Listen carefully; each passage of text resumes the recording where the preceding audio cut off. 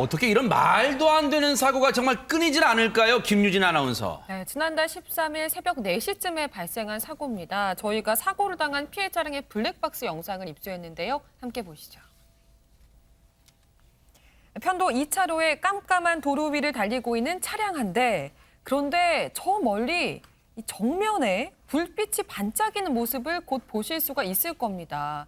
차가 나타나선 안 되는 방향에서 지금 차가 그러네요. 나타났고 운전자가 이 차를 피하기 위해서 급히 차로를 변경했는데 이 차 역시 함께 방향을 틀면서 결국 정면으로 충돌하고 말았습니다. 세상에 지금 이 블랙박스 영상을 보면 정면 충돌 당시 두 차량의 속도가 상당히 빨랐던 것 같습니다. 그렇다면 정면 충돌, 운전자들의 피해 상태가 걱정됩니다. 손정혜 변호사님. 네, 지난달 13일 새벽 4시경에 있었던 사건인데 편도 2차로라서 달리 또 회피할 수 있는 차선이 많지도 않은 상황이었습니다. 정면 충돌했던 상황이고요. 이 정상적인 어떤 방향으로 가고 있던 택시 안에는 승객 2명하고 운전자 1명, 총 3명이 타고 있었는데 택시 운전자는 60대고요. 무릎, 갈비뼈 등을 많이 다쳤다고 하고 아이고. 대퇴부나 고관절 골절로 2차례 수술을 받는 큰 피해를 당했는데요. 승객들도 좀 다쳤습니다. 갈비뼈가 부러지거나 폐와 장기를 건드려서 수술을 받고 입원 치료 중이라고 하는데요. 또 이렇게 역주행을 해서 운전한 측에서도 굉장히 큰 피해가 있었는데 이 당시에 가해 운전자는 사고로 의식이 없던 상태였다라고 합니다. 세상에 보세요. 지금 아래쪽, 이 화면 아래쪽이 노란색이 택시인데 정주행하던 차량이었고 윗부분 하얀색이 역주행 차량인데 택시에는 기사님 포함 3명, 그리고 반대편 역주행하던 차량은, 역주행해서 오던 차량은 운전자 포함 2명이 타고 있었는데 지금 역주행한 차량의 운전자는 의식이 없는 상태입니다. 동승자도 크게 다쳤고요. 택시기사님, 정주행했던 택시기사님은 대퇴부 고관절 골절되는 큰 부상, 승객도 갈비뼈 골절 당하는 그런 피해를 당했는데 이런 역주행이 왜 벌어졌을까요, 김복준 의원님? 이게요, 이 사고가 나자마자 지금 역주행을 한 운전자, 20대 운전자 같은 경우는 거의 의식이 없는 상태였거든요.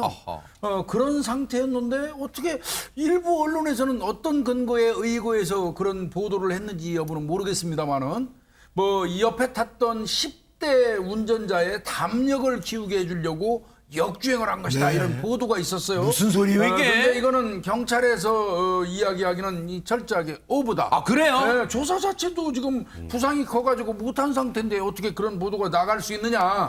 이런 얘기가 있고요. 이거 네. 한 달 전에 발생한 사고거든요. 네. 그래서 지금 코로나라든지 의식이 없는 상태다 보니까 이제 수사가 이제 진전이 좀 더딘 것 같습니다. 그런 거고요. 이제 우리가 여기서 예측할 수 있는 거는 역주행하면 대체로 음주운전이 많잖아요. 네. 그래서 아마 혈액을 채취해가지고 국가수에 의뢰를 해놓은 상태예요. 네. 그래서 이제 그 결과가 곧 나올 것 같고 네. 경찰 입장에서는 그 당시 차량의 속도, 그다음에 역주행을 한 거리, 네. 그다음에 이제 역주행을 한 계기 이런 거 등등은 이제 수사를 더 해야 되겠죠. 당시 그렇다면 김복준 의원님, 예. 역주행을 하게 된 원인과 계기 등 그리고 상황을 따지려면 지금 그 역주행했던 운전자의 의식이 돌아와야만 제대로 된 조사가 되겠군요. 그렇습니다. 네. 한동안 의식이 돌아오지 못해서 경찰이 조사 못했다고 말씀드렸는데요. 그러니까요. 네. 다시 한번 확인하니까 어느 정도 의식이 돌아왔다고 다행이에요. 해요. 다행이에요. 네네. 이제 이 경우에 이제 만약에 저 운전자가 사망했다 그러면 가해자라고 하더라도 공소권 없음으로 그냥 처리되겠죠. 네. 그런데 이제 생존했고요. 깨어났으니까 아마 저분은 처벌이 불가피할 걸로. 네. 예. 일단은 저런 상황에서요. 일단 인명피해가 부상은 컸습니다만 다 양측 다요. 인명피해가 없었던 게 천만 다행이에요. 그런데 지금 백성문 변호사님. 네. 지금 역주행했던 차량 운전자는 이 상황이요. 결코 가볍게 넘길 사안은 아니잖아요. 네, 일단은 지금 음주 상태인지 아닌지에 따라서 조금은 처벌이 달라질 가능성이 그래요? 있는데 만약에 만취 상황이라면 위험운전 치사 상황으로 더 중한 처벌을 받을 가능성이 있고요. 지금 현재 어쨌건 저기 역주행이라는 뜻은 중앙선 침범이잖아요. 교통사고 처리 특례법 12대 중과실에 포함이 되기 때문에 일단 다친 것에 대한 형사 책임은 져야 될 상황이고 이제 동승자 같은 경우 만약에 저 차가 음주운전이었다면 음주운전 방조죄 같은 걸로 처벌될 수 있지만 그게 아니라면 이제 특별히 운전을 방조했다는 혐의로 처벌하기는 어려울 것 같고요. 동승자는. 네. 이제 문제는 이제 앞차에 이제 피해를 입은 분들의 배상 문제죠.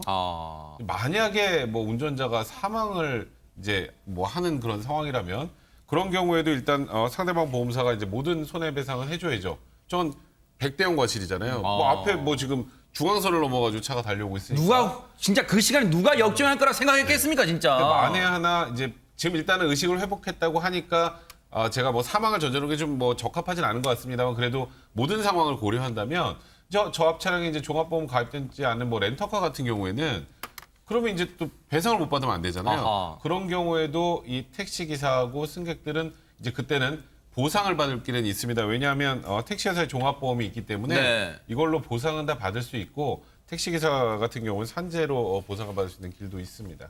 정주행하던 택시에는 물론 승객분들도 크게 다치셨어요. 그런데 지금 이 택시가 생계 수단인 60대 기사님 입장에서는요. 생계도 막막하지만 지금 가족분들의 걱정이 이만저만이 아닐 것 같습니다. 그렇습니다. 지금 부상 부위가 대퇴부 그리고 고관절, 아이고. 골절로 수술을 한 상황이야 지금 회복 중이지만, 그러니까 아드님이 이렇게 걱정을 합니다. 우리 아버지가 다행히 생명에는 지장이 없지만 후유증도 클 것 같고 운전일을 이 택시를 다시 하실 수 있을지 걱정이다 이런 그러겠네요. 얘기를 하고 있고요. 사실 트라우마도 있을 수 있습니다. 이 역주행이라는 게 정말 너무 위험천만해서 이후에 후유증, 뭐 정신적, 신체적 후유증으로 인해서 일상생활에 어떤 그런 지장이 올 수도 있는 상황인데요. 하다 보니까 이 사건에 대해서 누리꾼들이 이런 어이없는 사고는 정말 처음이다. 이 역주행은 살인행위다. 강력하게 처벌해야 한다. 가해 운전자의 행동을 질타하고 있습니다. 네.